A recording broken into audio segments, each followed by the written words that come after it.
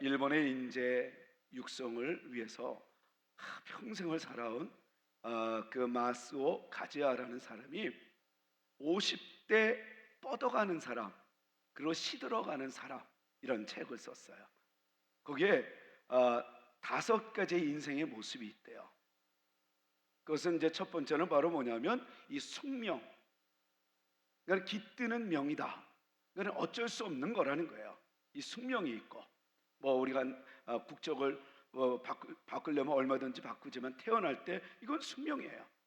국적, 그 다음에 남녀, 그리고 또 우리의 가문, 성, 이런 것들은 숙명이라고 얘기할 수 있어요.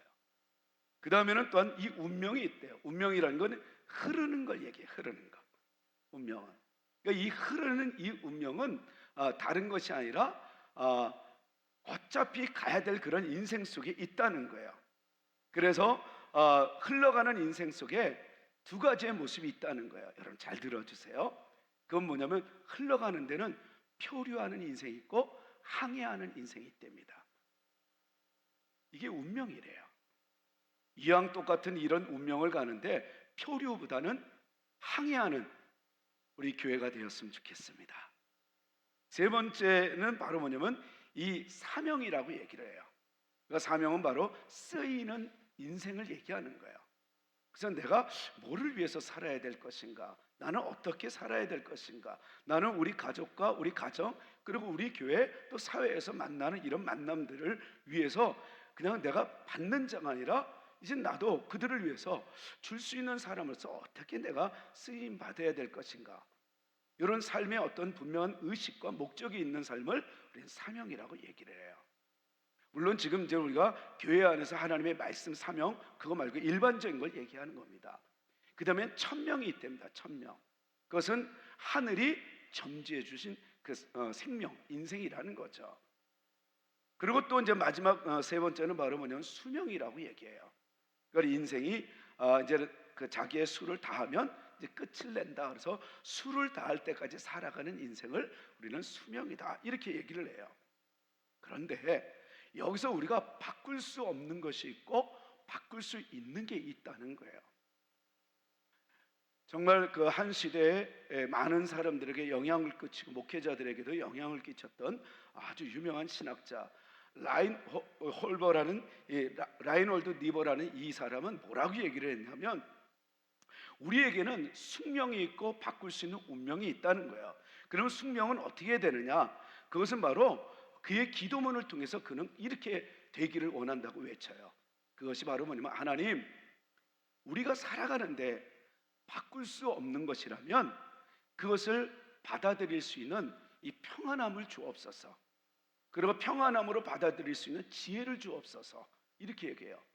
그리고 바꿀 수 있는 운명이라면 그것을 바꿀 수 있는 용기를 좀 주세요.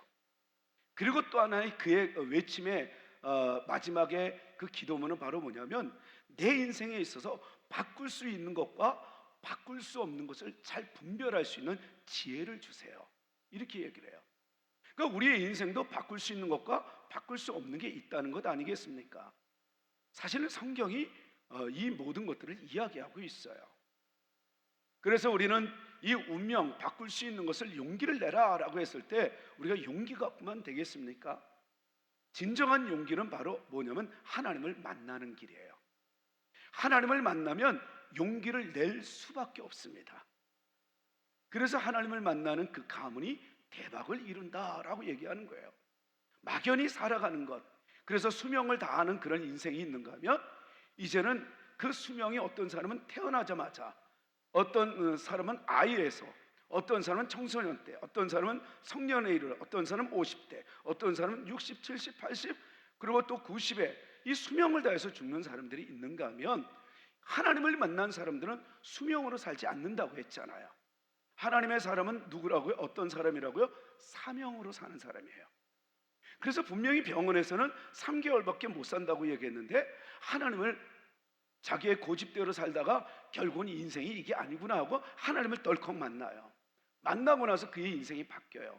그러면 3개월 동안에 내가 산다면 앞으로는 어떻게 내가 해야 될 것인가, 보람되게 살다 보니까 이게 3년이 되고 이것이 30년이 돼요. 그러니까 30대 그 위암으로 정말 위장병으로 물 한 모금 못 먹고 이제는 얼마 이제는 살지 못한다라고 그 이야기를 들었던 록펠러가 내가 이대로 살아서는 안 되지 하고 최선을 다해서 그 병원서부터 봉사하고 사명으로 이왕이면 하나님을 만났으니 하나님의 뜻을 이루기 위해서 많은 사람들에게 선한 행동을 하며 복음을 전해야지. 그것이 몇 개월이 지나고 1년이 지나 30년이 지나 마침내 90대까지 그가 살다가 하나님의 부르심을 받아요. 뭘 증명하는 거예요? 사람은 수명으로 사는 사람이 있고 사명으로 사는 사람들이 있다는 거예요. 바꿀 수 있는 것은 바꾸고 바꿀 수 없는 것은 받아들일 수 있는 평온함의 지혜로 여러분들의 가정이, 여러분들의 가문이, 또 우리 교회가, 우리 셀이, 또 우리 성도들이 되기를 진심으로 축복합니다. 오늘 본문은 사실은 정말 그런 가문이 되기를 하나님이 이사야를 통해서 환상을 보여줘요. 그리고 이사야를 통해서 하나님의 마음을 보여줍니다. 그리고 이사야는 그 하나님을 만나고 나서 결단을 내려요. 그 내용을 우리가 같이 살펴보면서 우리 한번 따라하겠습니다. 신나고 행복한 가문, 그런 가문이 우리 가문입니다. 여러분, 그러려면 어떻게 해야 되나요? 첫 번째, 바로 지혜가 있어야 된다는 거예요. 내가 바꿀 수 있는 것과 바꿀 수 없는 것을 우리가 구별하는 것처럼 우리가 더 좋은 것과 덜 좋은 것을 구별하는 지혜가 있어야 된다는 거예요. 근데 우리는 더 귀하고 더 소중한 것을 놓친 채 덜 귀하고 덜 소중한 걸 붙잡으려고 욕심을 내다가 기어코 인생의 끝자락에서 내가 뭐라고 살았나? 더 귀한 걸 놓치고 살아가는 그런 삶이 있어요. 우리 다 같이 한번 1절 말씀을 읽겠습니다. 1절 시작. 우시야 왕이 죽던 해에 내가 본즉 주께서 높이 들린 보좌에 앉으셨는데 그의 옷자락은 성전에 가득하였고, 그러니까 이사야가 영안이 열렸어요. 그리고 이제는 딱 봤는데 하늘에 이 천상의 모습을 보여줬어요. 근데 그게 마치 이제 성전 같은 어마어마한 이 천상인데 거기에 하나님이 계시는 거예요. 근데 오늘 본문은 뭘 소개하고 있어요? 앞절에 우시야가 죽던 해라는 단어예요. 저는 이걸 보면서 인생의 최고의 인본주의의 최고의 그 극치, 축복의 극치가 바로 뭐예요? 이때 당시에는 왕이에요. 더군다나 이 우시야 이 왕은 어떤 왕이에요? 선한 왕이었어요. 인격적으로, 신앙적으로, 종교적으로, 정치적으로 최고의 위치에 올라갔던 사람이에요. 그러니까 모든 사람들이 다 부러워하는 인생이에요. 제가 어제도 성경 공부를 이렇게 하면서 우리 성도님하고 이야기를 나눴어요. 여러분들이 우리가 갖고 싶어하는 모든 것, 그것이 뭐 여러분들의 욕심이든 아니면 여러분들의 어떤 꿈이든 그걸 다 이뤘다고 생각하면 사람들은 어떨까요? 행복할까요? JYP 그 CEO, 그 대표 누구누구는 이런 이야기를 해요. 자기는 20대의 목표가 있었고 30대, 40대, 50대 이런 목표가 있었대요. 근데 그걸 이루고 말았대요. 그럼 한 100억 정도 되면 부자일까? 100억을 했는데 100억 이상, 1000억이 넘도록 자기는 수중에 하나님 그 복을 누렸다 이래요. 그런데 그의 복은 바로 어디에? 육체에 머물렀던 거예요. 그래서 이제 호텔 펜트하우스, 그 비싼 그런 집에서 어떻게 했냐면 2년 동안에 일주일에 4번 아니면 5번 정도 온갖 유명한 연예인들은 다 초청해갖고 얼마나 많은 애들이 있었겠어요. 그리고 자기 회사만 해도 그렇고요. 그래갖고 4번에서 5번 정도 매일매일 거의 매일 파티를 열었대요. 그것도요 2년 동안에. 아무 소리가 안 들리죠. 복음이 예수님에 대한 이야기가 들렸겠어요? 나 지금 만족한데, 행복한데, 나만큼 복을 누리는 사람 있으면 나와봐. 나만큼 이 육체적인 쾌락에 젖어서 마음껏 누릴 수 있는 사람 나와봐. 그거를 무려 2년 동안에 그렇게 살았대요. 그랬는데 어느 날 아침에 이제 다 이제 이런 파티가 다 끝났으니까 아침에 이제는 어떻게 해요? 딱 일어나니까 난잡한 그 연예인들과 같이 누워 있는 그 모습을 딱 보면서 이건 뭐야? 그러면서 그 고백을 보니까 AX8 이렇게 써 있더라. 그건 뭐예요? 18을 얘기한 거예요. A 그러면서 이게 뭐지? 2년 동안에는 어떤 것도 부럽지 않는 그가 텅 빈 마음, 그리고 헛되다는 걸 느끼기 시작해요. 이게 뭐지? 내 인생은 난 노래를 위해서 사는 거 아닌데, 행복인데 나는 이게 행복인 줄 알았는데 아니네. 그러면서 그가 나중에 하나님을 만난 그 고백을 해요. 여러분, 우시아라는 이 선한 왕이 죽었다라는 것은 뭐냐면 인간은 결코 죽는다는 거예요. 그리고 그 다음에 바로 대조적으로 뭘 얘기해요? 주께서 어떻게 해요? 높이 들린 보좌, 여기 보좌는 왕의 자리예요. 근데 왕의 자리에 앉았던 왕은 죽었다고 얘기해요. 그러니까 인간은 죽는다는 거예요. 그런데 영원한 것은 바로 누구냐면 주께서 높은 보좌, 하나님을 의미해요. 다시 말해서 우리가 덜 좋은 인생이 있고 더 좋은 인생이 있고 꼭 필요한 것이 있는가 하면 더 소중한 게 있다는 거예요. 저는 여러분들 오늘 말씀을 잘 듣고 필요한 것을 구하기보다 소중한 것을 구할 줄 아는 지혜가 있게 되기를 바라요. 그런 가문이, 그런 가정이, 그런 부부가, 그런 또한 가족들이 이게 모이기만 하면 그 나은 가치성 때문에 서로를 존중하고 축복할 수밖에 없다는 거예요. 자기의 필요를 채우기 위하여 살아가다 보면, 필요한 것을 위해서 살다 보면 이 욕심을 우리는 채울 길이 없어요. 근데 더 소중한 것을 우리가 느낀다는 거예요. 근데 제가 이 리켈이라는 그 시인이 얘기했던 그 시를 보니까 이렇게 행하면 손해볼 게 없습니다 라고 하는 거예요. 거기에 보니까 사람들을 만날 때 웃음으로 만나면 당신에게 손해볼 게 없습니다. 그럼 만나는 사람들마다 감사를 먼저 인사하고 고맙다고 얘기하면 당신에게는 전혀 손해볼 게 없습니다. 뭐 등등의 여러 가지가 쭉 이야기를 하더라고요.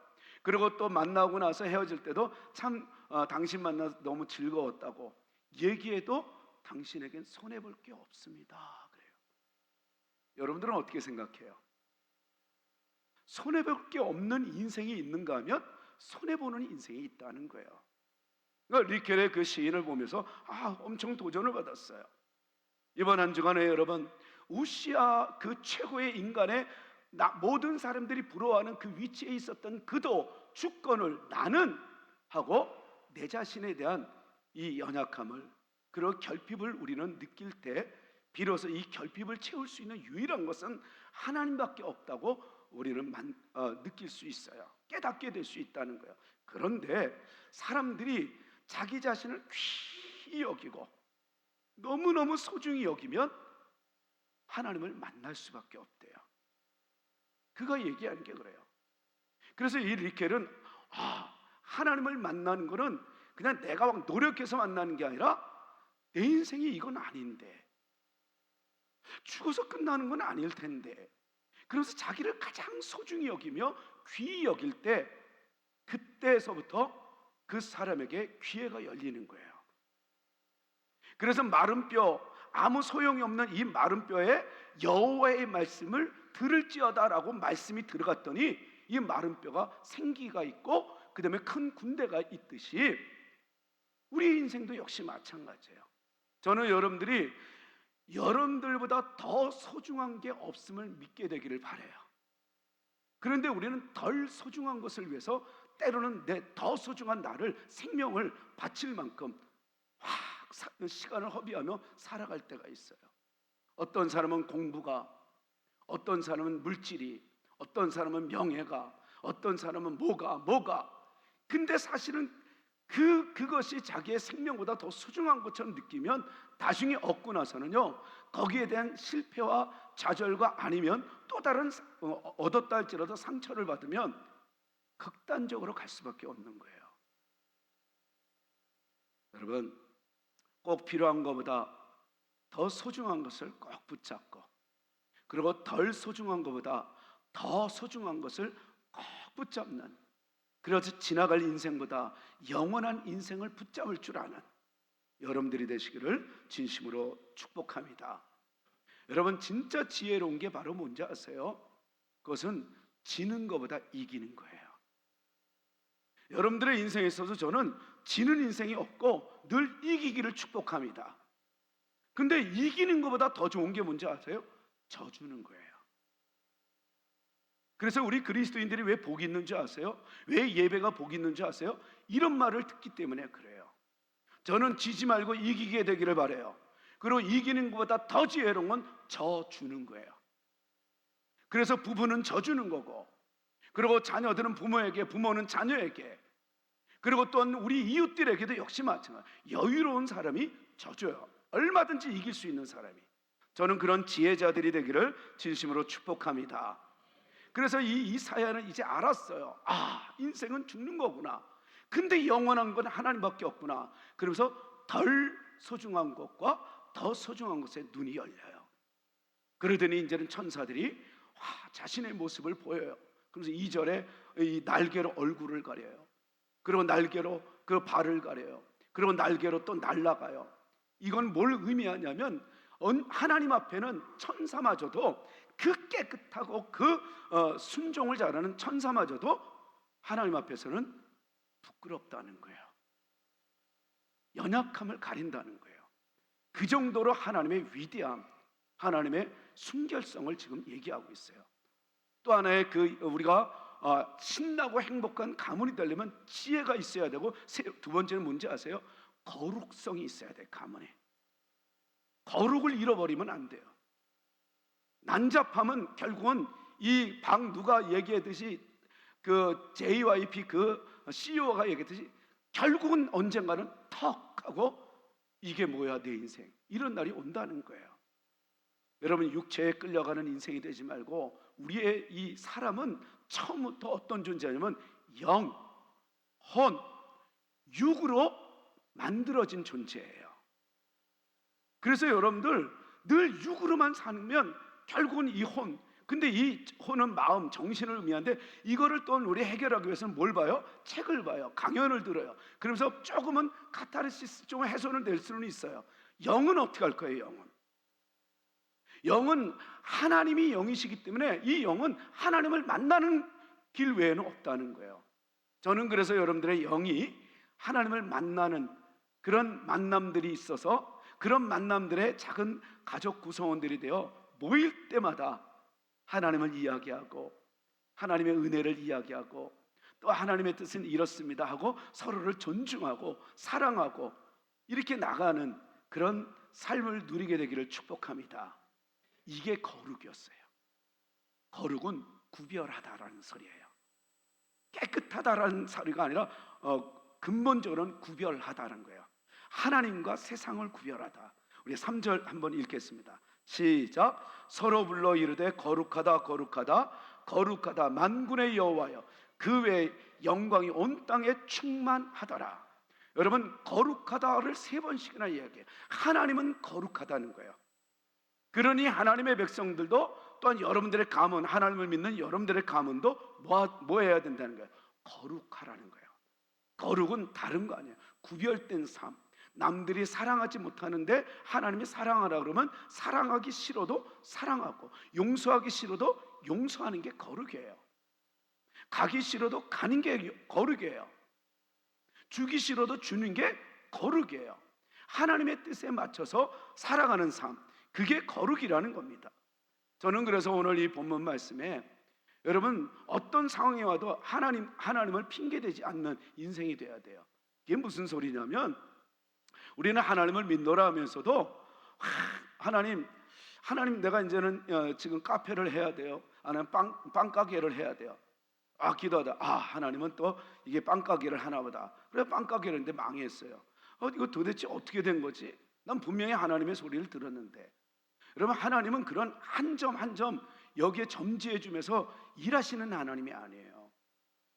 하나님은 어떤 하나님이시냐면, 내가 이것을 선택하든 저것을 선택하든 그 선택에 대해서 하나님이 최선을 다할 때 그것을 우리가 잘되게 한다라는 건 뭐냐면 형통하게 만들고 복되게 한다 하면은 육체적인 이런 삶에 머무는 삶이 아니라, 하나님이 뭐냐면 하나님의 이 주권적 뜻을 인정하고 내 삶을 맡길 때, 그리고 하나님의 뜻대로 살아가려고 할 때 그 사람 그 자체를 하나님은 기뻐하고 축복하신다는 거예요. 우리가 빵가게를 하고 이런 사업, 이걸 축복하는 하나님이 아니라, 여러분들이 망한다 할지라도 하나님은 또다시 일어설 수 있는 기회를 주셔요. 왜냐하면 하나님의 뜻대로 살아가는 사람, 하나님의 은혜가 있는 사람이기 때문에 그렇습니다. 그리고 잘 돼도 교만해지지 않도록 지켜주십니다. 그러니까 어떤 하나를 축복하시는 하나님이 아니라 나의 인격적인 전인적 삶을 축복하시는 하나님이라는 거예요. 저는 그래서 이 거룩하다 구별된 인생 속에 저는 관역 인생이 있고 통로 인생이 있다는 거예요. 여러분, 이 관역 인생은 바로 뭐냐면 딱 이 관역을 놓고 총을 쏘거나 활을 쏴요. 이리 맞고 저리 맞고, 그러면서 사람들한테 이렇게 맞고 저렇게 맞고, 또 자기도 자꾸만 사람들의 그 관역과 허물과 죄로 인해서 자꾸만 정죄하는 인생이 있어요. 그러니까 상처투성이죠. 근데 통로 같은 인생이 있어요. 이 통로 같은 인생은 흐르는 거예요. 이 복이 계속해서 흐르는 복을 누려요. 그러면서 이 똑같은 인생을 살아도 이렇게 구별된, 나로 통해서 하나님의 복이 흘러가고, 나로 통해서 웃음이 흘러가고, 나로 통해서 또 서로 축복이 흘러가고, 계속해서 나로 통해서 이 통로 인생으로 살아가는 사람이 있습니다. 저는 오늘 예배하는 저와 여러분들이 그런 통로 인생이 되기를 진심으로 축복합니다. 저는 오늘 이 거룩한 삶, 여러분, 이 감정이 주인이 되지 않는 그 세상이, 그 신앙이 세상을 이긴다는 걸 잊어서는 안 돼요. 거룩은 감정의 삶이 아니라 영성의 삶을 얘기하는 거예요. 우리 주님은 그 감정이 얼마나 힘들었던지 십자가에서 엘리 엘리 라마 사막다니, 나의 하나님 어찌하여 나를 버리셨나이까, 너무 고통스럽다는 거예요. 그건 감정이에요. 그런데 그 감정이 예수님을 이기지 못했어요. 여러분들 살다 보면 때로는 내 감정이 상할 때가 있어요. 가족들이 모여도 그래요. 부부도 그래요. 또 부모와 자녀들도 마찬가지예요. 또 세상에서도 마찬가지예요. 감정이 다 올라올 때가 있어요. 오늘 여러분들 거룩함을 잊지 마세요. 거룩이란 감정의 그 선을 넘어 영성으로 축복의 통로 인생처럼, 관역 인생이 아니라 너 이랬잖아, 너 저랬잖아, 이런 관역이 아니라 통로처럼 하나님의 축복이 흘러갈 수 있도록 서로를 축복하고 위로하고 격려하는 그런 인생. 저는 그래서 여러분들이 어디를 가도 무엇을 하도 누구를 만나든 어떤 모임이든 감정이 주인이 되지 않는 신앙으로 세상을 이겨나가게 되기를 축복합니다. 마지막으로 오늘 우리 8절 한번 보십시다. 다 같이 8절 시작. 내가 또 주의 목소리를 들으니 주께서 이르시되 내가 누구를 보내면 누가 우리를 위하여 갈꼬 하시니, 그때 내가 이르되 내가 여기 있나이다, 나를 보내소서 하였더니. 이제는 이 이사야가 하나님을 보고 나서 이제 겁이 난 거예요. 여러분, 왜 그런 거 있잖아요. 내가 잘못했는데 그 사람을 딱 만나면 어때요? 덜컥 겁이 나잖아요. 야, 큰일 났다, 이제 어떻게 하지? 이런 것처럼 이사야는 자기 스스로가 그래도 선지자니까 깨끗할 줄 알았는데 하나님을 만나고 나니까 이 허물이 너무 많이 보인 거예요. 난 죽었다. 그러니까 우리 하나님이 아니야, 난 너를 사용할 거야 하면서 하나님이 그 수출 그 입에 대는 거예요. 그러니까 진짜 뜨거운 수출 됐다는 게 아니라 성령의 불, 은혜의 불로 그 죄를 태워 없애고 용서하고 사죄의 은총을 줬다는 소리거든요. 그러니까 이 은혜를 입고 이 이사야는 가만히 있을 수가 없었어요. 너무 고마운 거예요. 나 같은 사람이 어떻게 하나님 앞에 이렇게 은총을 입을 수 있을까? 근데 그때 때마침 1인칭 내가 우리 8절에 뭐라 그래요? 내가 주의 목소리를 들으니, 여기서 내가는 이사야를 얘기해요. 주께서 이르시되, 그 다음에 하나님이 뭐라 그래요? 내가 누구를 보내며 그래요. 하나님의 마음은 늘 언제나 가난하고 병들고 소외된 자들, 아직 하나님을 모르는 자들에게 나가는 삶을 살게 하려고 사람들을 선택해요. 그리고 하나님은 언제나 혼자 일하시지 않아요. 사람을 통해서 일하십니다. 저는 오늘 예배하는 저와 여러분들이 보냄을 받은 수명자가 아니라 사명자가 되기를 진심으로 축복합니다. 축복합니다. 그러나 하나님의 의도는 늘 언제나 이 복된 소식을 누가 전할고 이 보낼 자들을 찾는다는 거예요. 오늘 저와 여러분들이 그런 사람이에요. 그래서 이 누가 갈고 할 때는 여기서 1인칭이 나와요. 다시 말해서 하나님 자체를 얘기했죠. 그런데 그 다음에 한번 보실래요? 누가 우리를 위하여, 그 수혜자는 바로 누구예요? 1인칭 복수를 얘기해요. 뭘 얘기하냐면 우리 하나님은 삼위일체 하나님이라는 거예요.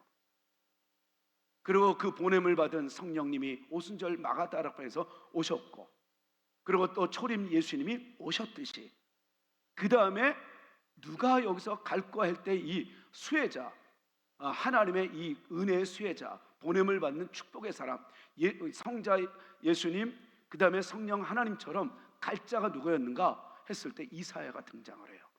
뭐냐면 내가 여기 있나이다, 나를 보내소서.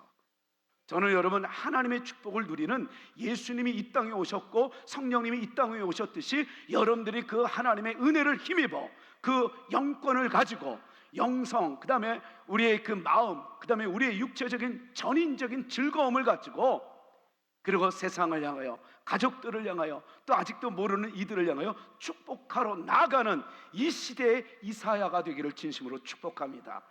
축복합니다. 다시 말해서 신나고 그 다음에 행복한 가문은 바로 뭐냐면 헌신을 의미하고 있었던 거예요.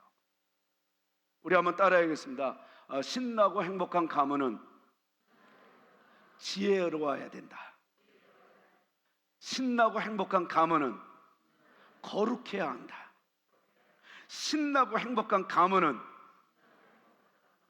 조금만 더 크게 다시 한번, 신나고 행복한 가문은 헌신이 있어야 된다. 나를 보내소서.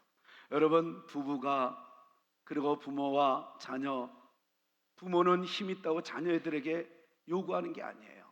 자녀들은 또한 부모가 나보다 못났다고 이렇게 판단할 게, 우리는 서로가 서로를 헌신의 자세, 그 일 누가 갈 거 할 때 내가 하겠습니다 하는 것처럼 우리 한번 옆 사람에게 이렇게 인사하십시다. 제가 하겠습니다. 제가 먼저 섬기겠습니다. 할렐루야. 그래서 여러분, 지혜로운 가문, 거룩한 가문, 헌신의 가문이 되어서 남은 인생이 신나고 행복한 가문이 되기를 주의 이름으로 축원합니다.